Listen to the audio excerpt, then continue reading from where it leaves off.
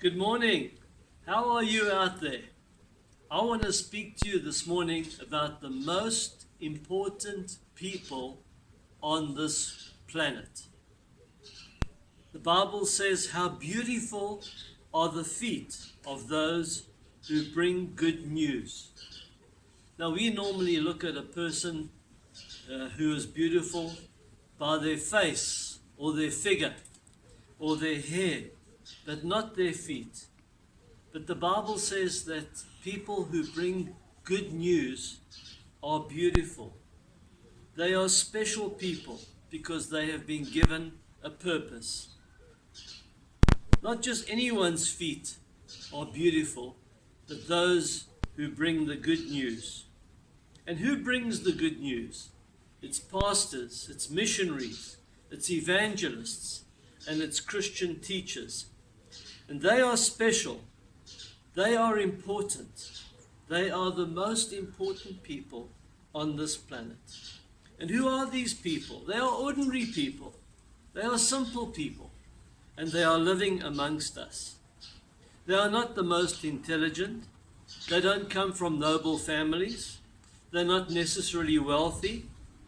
They don't stand out. But they are special because God has called them. This is what makes them special. This is what made the Apostle Paul special. Every single one of his letters, he began with Paul, called to be an apostle, set apart for the gospel of God. He says, I was sent by Jesus Christ and God the Father. He says, I'm an apostle at the command of God. And pastors, we are called by God. We have to sort this out. We get discouraged and our minds wander, and the devil has a good time with us. I've battled with this all my life. Am I called? I can't be called. How can I be called? Look at me, what a mess I'm in. But as I look back over my life, I realize I have been called. I've made a slight difference. 5 years in Dundee, and 1 convert. But, says James, remember this, whoever turns a sinner from the error of his way will save him from death and cover a multitude of sins. Here in Cineville, we don't really know if we've made a difference. But one thing I do know is that we have a heritage, and we need to remember our heritage. What is our heritage? Our heritage is both a person and a characteristic. It's zeal and it's Phineas. It's the characteristic that Jesus had. The zeal for God's house consumes us. Phineas was an ordinary soldier, but he had an almost fanatical zeal for the Lord. That's what set him apart. And that's what set his whole tribe apart. And that's what sets us apart. Maintain your zeal. Feed your zeal. Every called person has this. And this is what makes us different. This undeniable, fanatical faith in God. This drives us. Let's face it.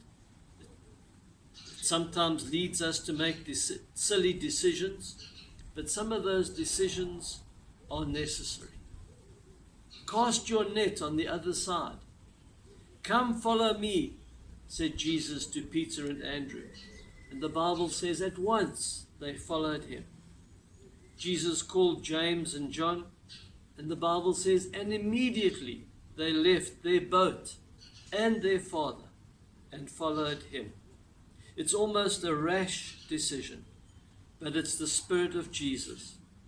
It's almost a reckless faith, but it's not. Paul said, woe is me if I preach not the gospel. And so may I remind you, pastors, today that you are special. You may not feel special.